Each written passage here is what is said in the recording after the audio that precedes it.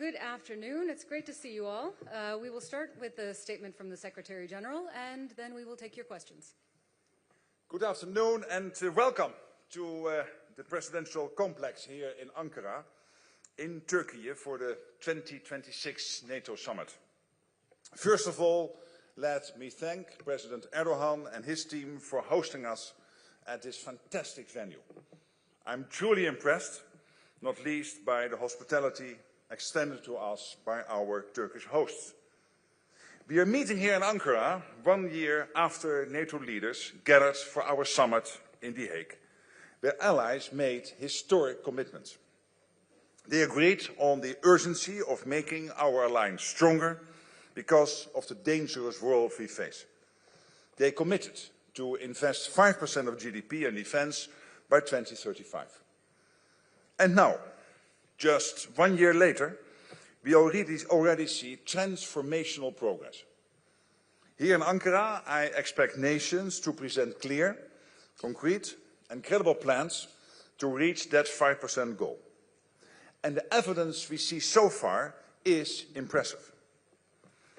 Just 1 year into a 10-year project, we see that European allies and Canada are already investing around 4% of their GDP in defense and security. This includes major increases to allies' investments in core defense, as well as their defense and security-related investments. Last year, European allies and Canada spent nearly 20% more on core defense than they had the year before. Looking at 2025 and 2026 combined, that's $258 billion in extra investments. And the trend continues. We will need more forces, more resources and a much stronger industrial base. After years of underinvestment, we are producing real capabilities. European allies and Canada are now on a trajectory to equalize the defense spending with the United States. And not just that. They are taking on more leadership within NATO's command and control structure, stepping up on conventional defense, on efforts to bolster our deterrence and defense, including along the entire eastern flank in the Baltic region and the Arctic, and spearheading support to Ukraine. All of this is evidence of a real shift in mindset. A stronger Europe in a stronger NATO. The investment is there, and now we need to ensure that we are translating our economic might into military capabilities, putting the cash to work, from defense plans to drones, from money to missiles and interceptors. This means ensuring innovation is front and center, overcoming fragmented national defense industries and cutting red tape.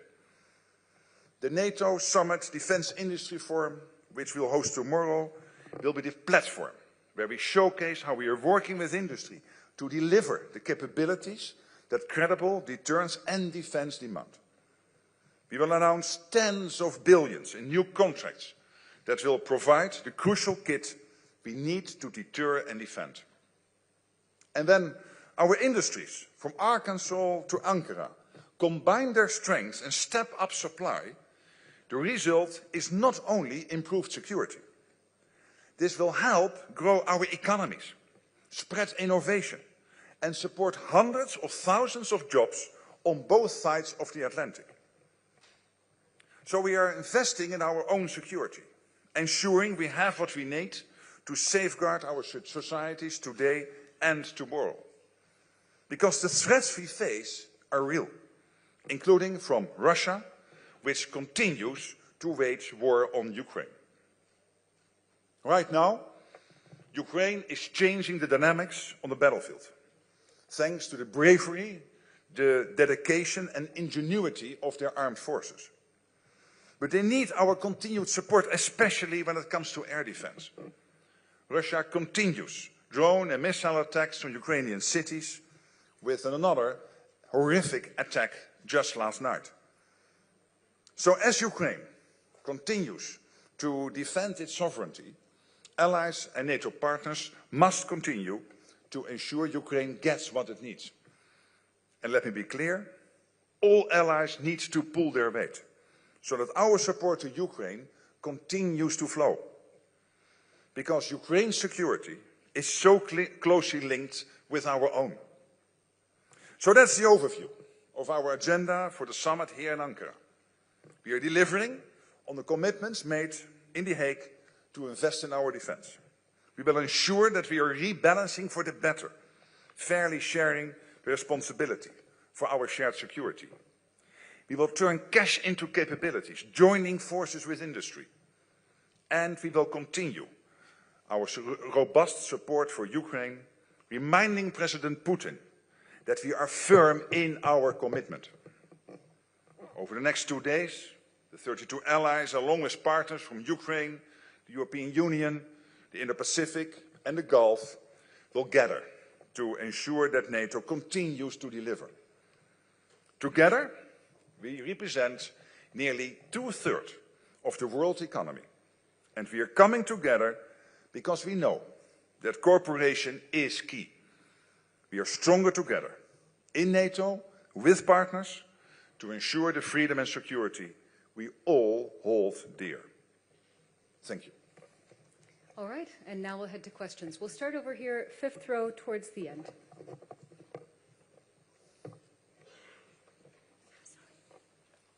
Thank you very much. Secretary General Nick Robertson from CNN. Good afternoon. Good afternoon, and thank you for taking the questions. Sir, since the Hague summit, President Trump has very heavily hinted that he'd like to annex Greenland, has very heavily chastised NATO allies for not being on the front line enough in Afghanistan, and Iraq has been upset that NATO allies have not stepped up and provided the support that he was hoping for around Epic Fury, the United States and Iran war. What sort of tone is this summit going to have, and how hard is it in the light of that to project this consistent tone of unity and strength, the message that you just say is core? Well, let me say that I had a good visit last week with President Trump, and we discussed the staggering increase in defense spending by Europeans and Canadians. And of course, this is because of Putin and Russia and Ukraine, but also because he, President Trump, has been extremely forceful, encouraging us to do this. And you could argue that he is the first president of the US since Eisenhower who was able to come to this situation where the Europeans and the Canadians will spend the same as the Americans. This equalization was a wish for 50, 60 years, and now it's happening, and I think in large part to his leadership. And we also discussed some of the disappointment he has, for example, when it comes to the Strait of Hormuz or Iran more generally, and we also discussed almost 5,000 sorties of planes taking off from European bases in support of Epic Fury. And only last Friday we have seen the French and the Brits coming together with the Omani to make sure that collectively they will defend the principle of the freedom of navigation in the Strait of Hormuz, which is an extremely important development only in the last 72 hours.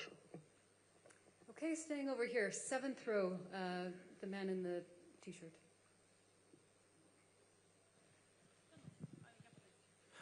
Mr. Secretary General. Where are you? I need to see you. Yes, hi. Yeah. Good to see you. My name is Volodymyr Brunets. I'm from Kiev, Ukraine, ICTV. Obviously, this summit is happening just across the Black Sea from Putin's war against Ukraine. And we have seen clearly what happened last night was obviously a clear message to NATO. Have the leaders discussed that message? Have they heard it? And what will they say in response? Well, I think what the message last night again was of how desperate Putin is. Because you guys, the Ukrainians, are doing well on the battlefield. When you look at, of course, this is terrible news for all the Russian families involved. Putin is willing to accept that up to 35,000 of his own, primarily men, in uniform are getting killed on the battlefield, which is terrible news for the families. But of course, from a military point of perspective, important for Ukraine. You are successful there. You are hitting the Russian economy. You are hitting deep into Russia when it comes to energy infrastructure, when it comes to crucial defense industrial capacity of Russia. and you are able on the front line to prevent the Russians from making big advances like a couple of months ago, where at least they made some progress on the front line. They are not doing that anymore. It is now more or less of a stalemate. So what happened last night is an indiscriminate attack on innocent civilians, on infrastructure, cities in Ukraine, people getting killed. But this is not the way Russia can ever win this war. Of course, it is terrible for the people involved, and my thoughts and prayers are with them and the people in Kiev and other cities who have to go through this. But the fact is that you guys are doing so much better over the last couple of months than only 3 or 4 months ago. Okay, let's come to this side of the room. The fifth row, woman in the brown t-shirt.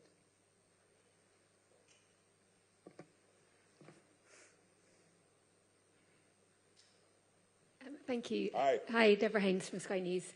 The UK Ministry of Defence today has revealed that a Russian spy plane has been sort of flying over the aircraft carrier that's the NATO flagship at the moment in the high north, dropping large numbers of these sonar devices that it's believed was more to harass the warship.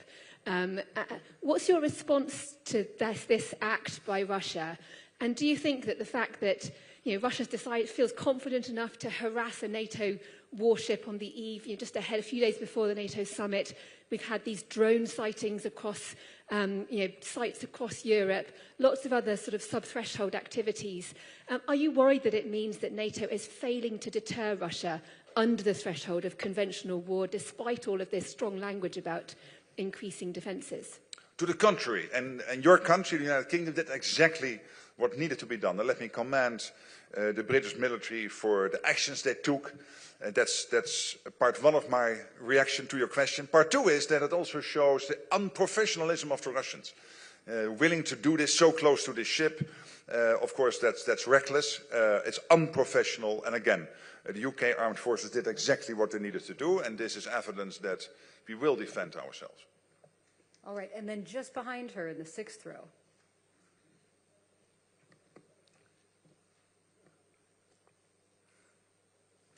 Thank you. Secretary-General Latika Berg from the Nightly Australian. Nice to see you again. Good to see you again. Overnight, China has confirmed that it has tested a missile in the South Pacific.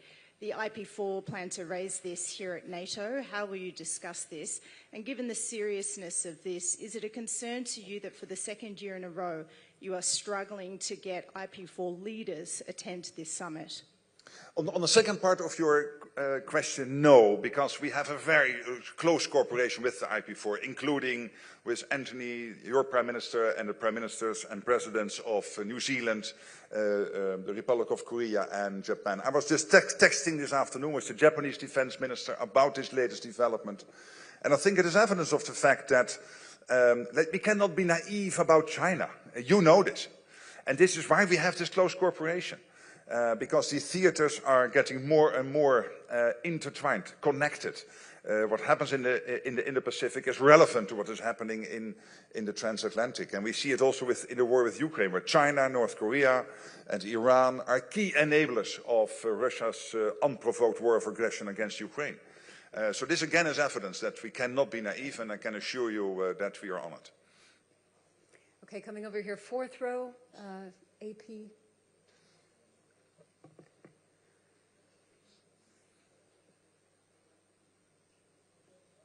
Lorne Cook from the Associated Press.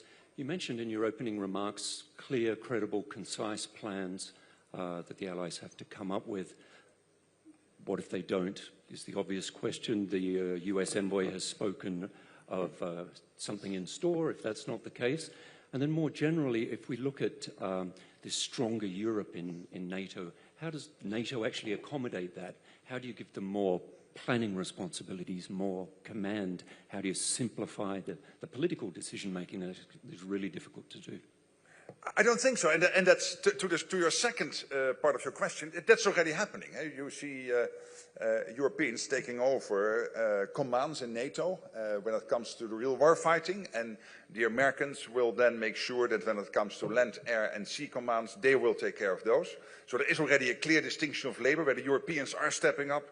We see the same when it comes to Ukraine. The US still providing crucial kit into Ukraine, defense industrial output like interceptors, but paid for by the Europeans and Canada. And we see it on so many other fronts. When you look at the mass of people in the forward land forces, when it comes to Baltic Sentry, Eastern Sentry, Arctic Sentry, it is the Europeans and the Canadians providing the mass of the men and women in uniform there. So that's Europe and Canada stepping up. So that's already happening, and the present structures accommodate for that. And when it comes to your first part of your question, the good news is with the 250 billion extra spent in 25 and 26, can you imagine? $215 billion by the Canadians and the Europeans. That means that we have reached the max in terms of absorption capacity. Why? Because there is a limit to what you can spend extra in 1 or 2 years in terms of recruiting the men and women in uniform, making sure that the defense industrial base, which is rapidly developing and turning out more output, but still, of course, there is a limit to what they can do in pumping up the output in 1 or 2 years. So I think we are in really good shape. And massively, the Europeans are stepping up. Look at countries like Germany and so many others. And of course, if 1 or 2 still have to be convinced, we have ways to do that. All right, we're going to come here in the third row, and I'll ask the mic to first come to the man in the black T-shirt and then the woman next to him. So if you could just wait there. Thank you. Ah, he's Dutch. Watch and learn.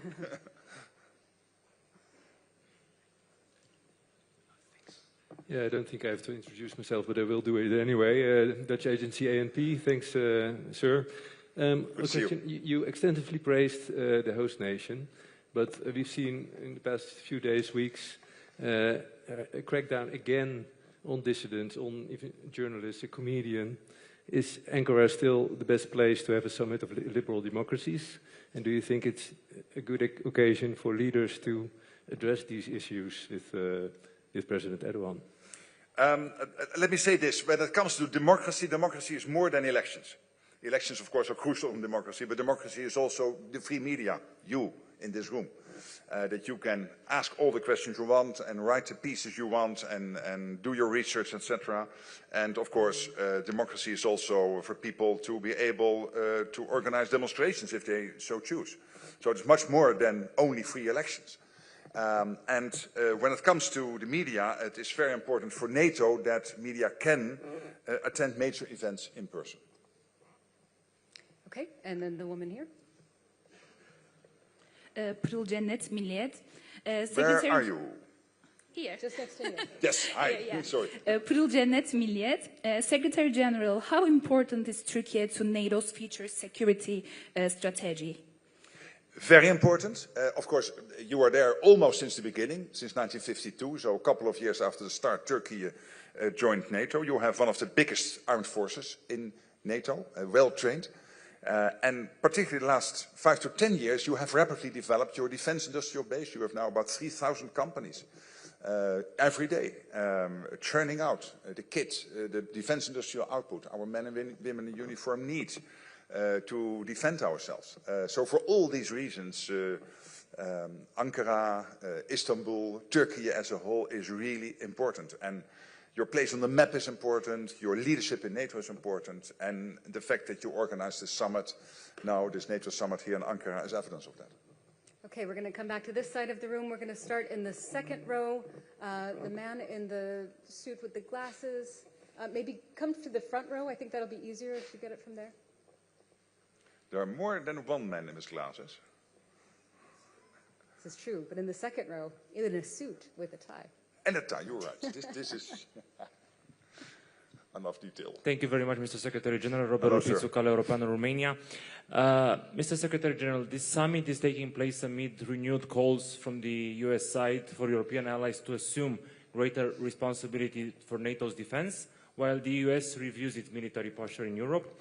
How confident are you that this burden-shifting model will strengthen, not weaken, the US commitment to European security, and what message does this send to both Ukraine as a partner and Russia as a threat? And also, if I may, because colleagues mentioned threats from Russia, drones have been and continue to be a threat. We've seen this in the eastern flank from the Baltic to the Black Sea.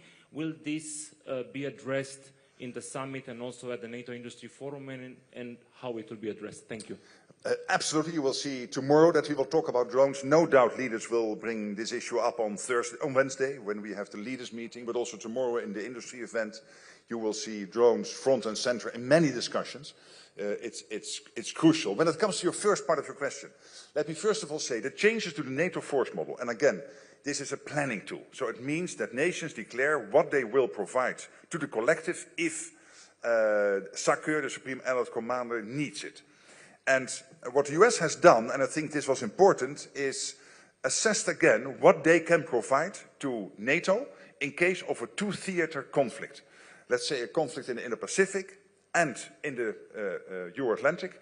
And as General Krenkovic, the Supreme Allied Commander, has already stated, it makes us stronger that we know what we can count on. It's not a massive drawdown in terms of what they will provide, but we now know much more exactly what the Americans can provide, and already the Europeans are backfilling. But there's more to this question than only this discussion about the NATO force model.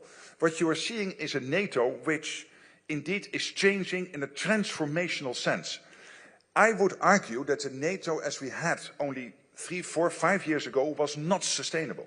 It is not sustainable that we ask a country with 350 million people living 8 hours flying from here to defend against the Russians, with 600 million people living in this part of NATO territory, the richest part of the world, being so overly dependent on the United States. So rebalancing that, the United States still providing the nuclear umbrella, the United States still providing a crucial conventional support to NATO as a whole, and therefore to the transatlantic security, and therefore, of course, also to their own security, for example, preventing nuclear submarines from Russia ending up on US shores.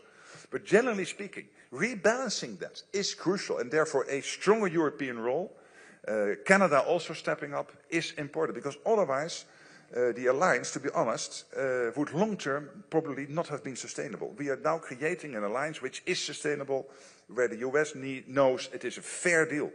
We are spending the same as they are, taking more responsibility for the conventional defense of Europe, stronger NATO. Yes. All right, we're going to take 2 more on this side and then come back to this side. So here in the 3rd row towards the center. We know him. Secretary General, nice to see you. Steve Sedgwick from CNBC. So I admire your optimism, which has followed through since the groundbreaking achievements in The Hague. But if we were in such a good place, why would Pete Hegseth be accusing allies of freeloading, of free-riding, having a review which is holding the sword of Damocles over you and NATO about which parties will pass, which will fail? You talked about the European money which is being spent, and yet he's dividing nations, saying you get support, you won't get support if you don't spend enough as well. The US is splitting NATO, isn't it, rather than bringing it together?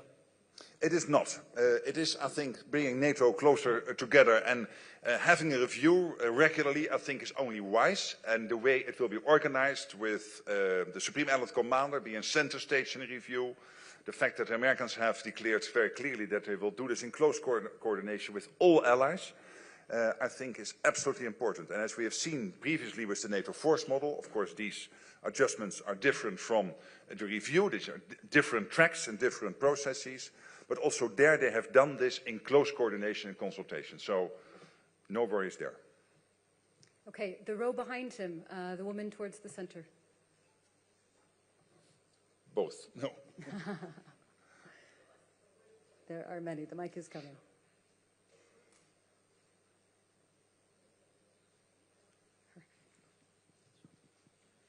Thank you, Secretary General. Charlie Hancock, Moscow Times, independent Russian media in exile in the Netherlands. Hi. Hi. Lithuania and Finland just lifted their prohibitions on hosting nuclear weapons on their territories.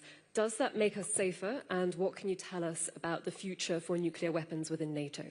Well, these, of course, are decisions by countries to lift these restrictions they had in the past. What we know is, when it comes to the nuclear umbrella, crucial here is, of course, the United States. It's the US nuclear umbrella is the ultimate guarantor of our freedom and security in the whole of NATO, of course, particularly also when it comes to the European part of NATO territory. But we also have the British and the French nuclear capabilities, where the French are a little bit outside the NATO structures, but of course very much there, and the Brits coordinating within the NATO structures, and this is because of political decisions made many years ago. But as you know, the French have recently announced how they want to make sure that their nuclear deterrence will have even a bigger impact when it comes on the overall deterrence of the alliance, in close coordination and consultation with the Americans. So I think when it comes to the nuclear, we are really in a good place. And you saw this in a nuclear planning group meeting we had with the defense ministers now 4 weeks ago, which was very successful and led to clear outcomes. So individual decisions by Finland and Lithuania, generally speaking, we are in a good place.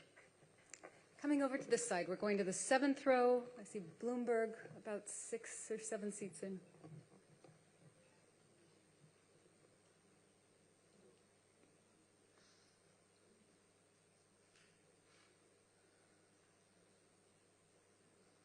Who is Bloomberg?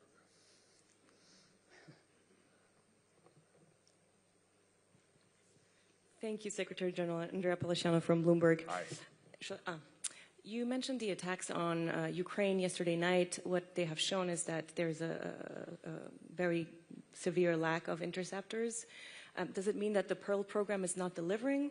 What can we expect from the summit? Can we expect Ukraine to go home with promises for more interceptors, deliveries, maybe some licensing agreements? Thank you. When it comes to the political, I can assure you that the United States is doing everything they can to deliver on the Pearl commitment, and they are doing. So even as we speak, Pearl deliveries, including interceptors, are being sent to Ukraine and being used by Ukraine. From a practical perspective, as already enclosed in your question, there is a limit to the amount of interceptors there are in NATO territory, and that's why we need to make sure that we produce more. That's one of the reasons why Ukraine itself has been working. Of course, this is not something which will lead to results immediately, but to see what they can do with help of NATO partners, allies, to produce more when it comes to interceptors. So we are working from every angle, from everybody is involved in this. But when it comes to Pearl in the United States, I can only commend them for what they are doing in terms of making sure that flow continues. All right, we're going to come down here to the 3rd row now. Third one in. Wait for the mic, please. She'll come. Don't fight. Mr. Secretary General Gökhan Çelikay from Anadolu Agency. And I want to ask that we know that NATO supports both defense spending and production. Considering Turkey's achievements in the defense industry, what kind of role can Ankara play in enhancing the alliance's overall defense capacity? And you visited also Aselsan. What are your thoughts? What advice would you give to the NATO allies, particularly regarding how NATO can benefit from Turkish defense industry? Thank you so much.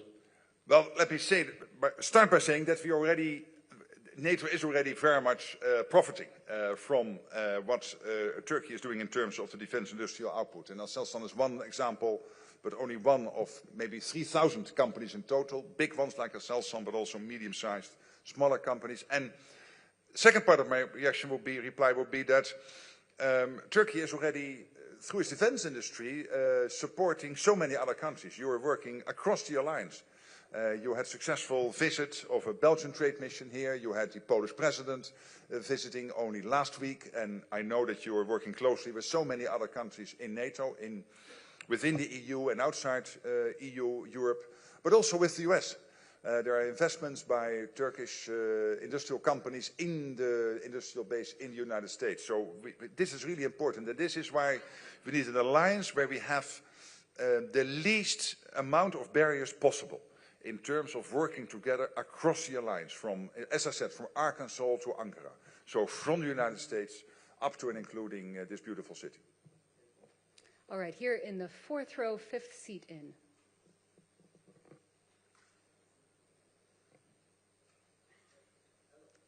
Hello. I am Emre Karaca from Habertürk TV, from Turkish TV channel.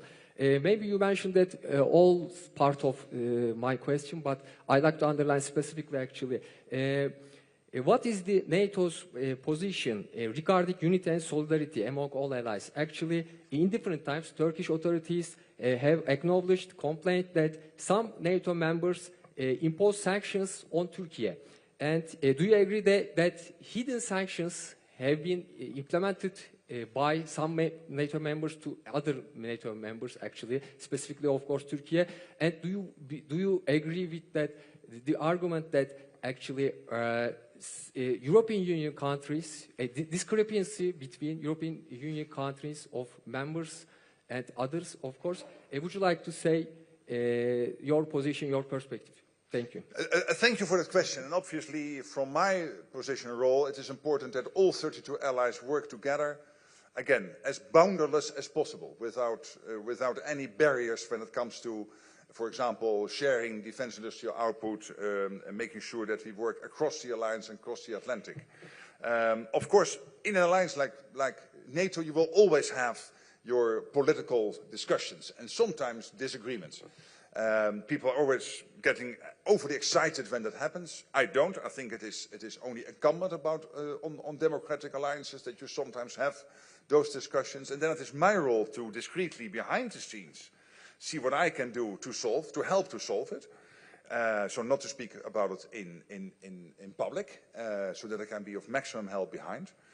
Some of these issues are there for many years, sometimes decennia. Tens of years already. That's also unavoidable in a big alliance like NATO. But I can assure you, when you ask me what I think, I really believe that when it comes to EU, non-EU European countries, Canada, the United States, let's make sure that we work together to the max. Because in the end, we have only one goal, which is to protect the whole of NATO territory against Russia, against terrorism, against any other threat we face. And that means that, internally we can have these discussions again, no problem, but then solve them and come together. All right, we're coming back to this side of the room now. Let's start in the second row. The woman in white and then the man next to her. Hello, I'm from the Insider Media. My name is Anastasia Mikhailova, and I want to ask you about peace negotiation. How we all know, the Putin stay on his conduction and never change how he want to peace will be. But my question is, what could make change his mind? And what do you think about news from today about when he told to Ukraine not attack, only defend yourself? How it's all could be? Thank you. Yeah, when it comes, a very good question. When it comes to the peace process, obviously you need two to tango. Volodymyr Zelensky, the president of Ukraine, is willing to sit down with Putin in whatever format to solve this terrible war. Obviously, so far, Putin has declined to sit down. And I really want, again, to thank the Americans for breaking the deadlock with Putin, particularly the American presidents from almost day one when he got into office, opening up channels to Putin. They think that's extremely important because he was the only one who could do that, and particularly at that stage of the process. The Ukrainians are doing better and better on the battlefield, but in the end, I cannot predict what needs to happen for Putin to come to the negotiating table. I think nobody in this room can predict. It's difficult to look into this guy's mind and head. But what we are seeing is an economy in difficulty, Ukrainians striking deep inside Russia, vital energy infrastructure and defense industrial infrastructure, and of course Ukraine doing better and better on the battlefield. And as I said, Putin is willing to sacrifice up to 35,000 of his own men, which is crazy, on the battlefield. Can you imagine what an impact that has on all those families? So if you're a young guy living in Russia and you contemplate joining the war effort, well, think again, because probably you will be one of the 35,000 this month, next month, the month after. But hey, I don't know what we need to do more to get Putin to the table. Okay, and the man just next to her. Media outlet Zerkalo from Belarus. 2 weeks ago, President Zelensky said that Belarus is building and upgrading its military infrastructure, which Russia could use again to attack Ukraine from the north. Ukraine demanded that Belarus turn off the signal repeaters near the border that helps Russian drones attack the Ukrainian cities. Zelensky said that Belarus did it, but there are reports that Ukraine might have destroyed them with drone strikes. Does NATO have any information on whether Ukraine attacked Belarus to disable these repeaters? And does NATO share Ukraine's concern about the military build-up in Belarus? Well, obviously, I cannot not tell you everything we, well, yes or not know, but because some of that is, of course, classified. But let me say that let's not be naive about the role Belarus is playing. I mean, they're under huge influence from Russia, from Moscow. So I think what happens in Minsk is very much inspired, to use that word, by Putin. And that's, I think, clearly coming from the statements of Zelensky. All right, we're just about out of time. We'll try and take a couple more questions. Let's come here in the second row.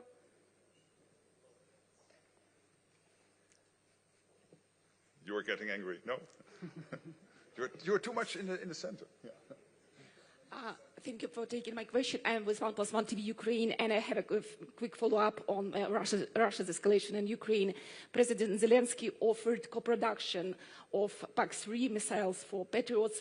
From your senses, is this goal achievable, and are you going to discuss this question? Well, obviously, these are bilateral decisions by allies and partners to work together. My sense is that these discussions are ongoing, so nothing new to report here, but more generally speaking, of course, it's always good if allies and partners work together in a trustworthy way to see whatever you can do to collectively ramp up the production. And we know that also the United States has a problem with the defense industrial output. It's not only a problem in Europe, it's also a problem in the US. The American president is really beating the American defense industrial companies to produce more. And they committed to do so, the famous quadruple sessions he had in the White House. So if this can help, maybe it could, but in the end, these are bilateral decisions. All right, we're going to go over here on the aisle towards the back. See Le Monde. Thank you very much, Nicolas Boursier from the Daily Le Monde. Very short question. Will you find a solution for the S-400 bought in 2017 here by Turkey, here in Ankara? Again, that is really a bilateral decision by, between allies. All right. I think we're in the seventh row here. The man in the white shirt, yes.